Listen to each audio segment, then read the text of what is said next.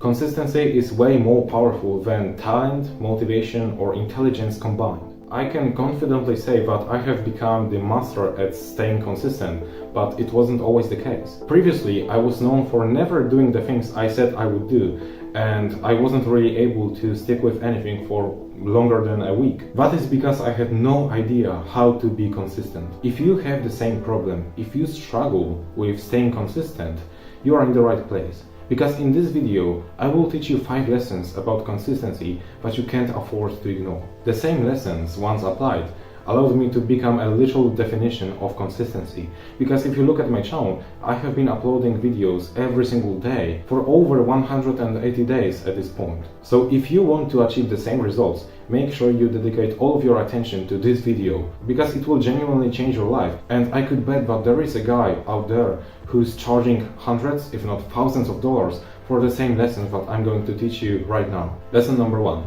Consistency is about showing up, not being perfect. I want you to realize one of the most important things that you will ever realize in your life.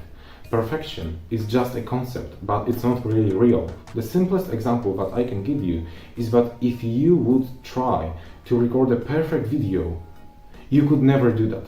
Because no matter what would you choose to record, what would you try to do with this video, there would always be at least one person who would not enjoy that video. And maybe your video could be actually perfect in terms of like the editing, the scripting, the story, but it wouldn't really matter. Why?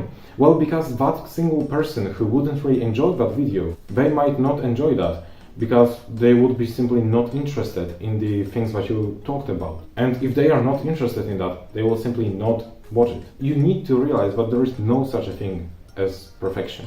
You need to just keep showing up, and even if it will mean that some days you will deliver worse work, then it doesn't really matter. I'm the best example of that, because there were some days where I didn't really feel like recording YouTube videos, right? And yet I knew that I don't really have content for today. So I just went and recorded those videos, and they were absolutely tragic. I did not enjoy recording those videos, and I absolutely thought as if they are genuinely bad and terrible.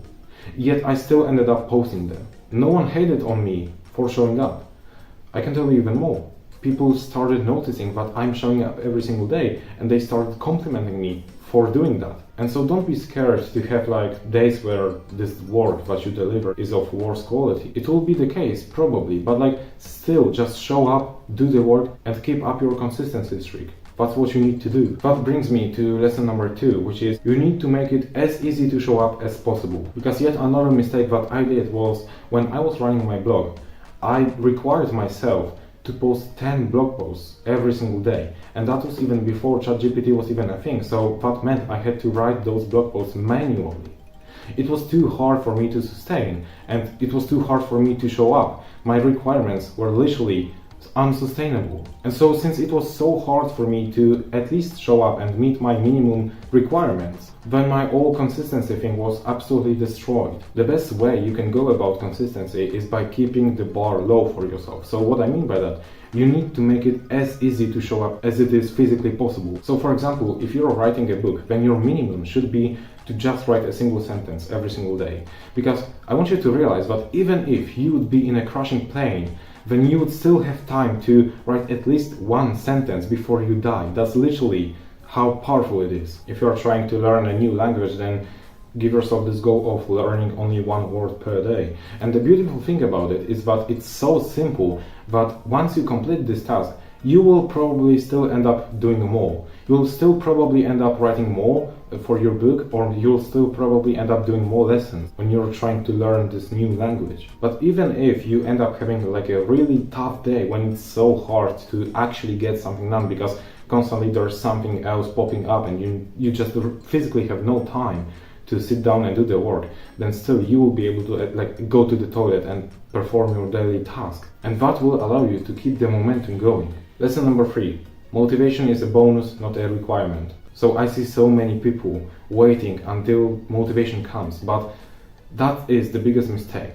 that you can do, because motivation is something that you can't really directly control. There are some techniques that will allow you to have more motivation essentially, but you can't directly fully control motivation. It is something that comes and goes. You certainly cannot rely on that.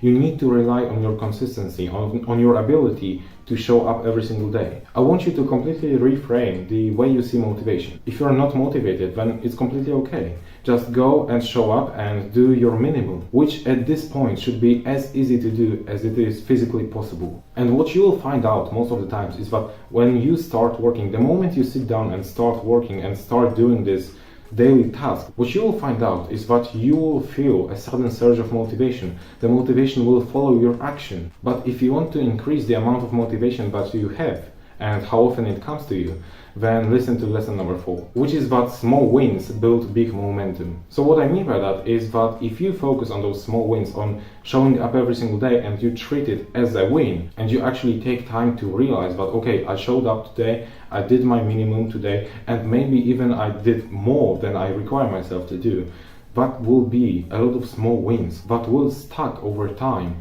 and they will allow you to build a big momentum. This momentum will make it even easier for you to show up and to do the work that's necessary.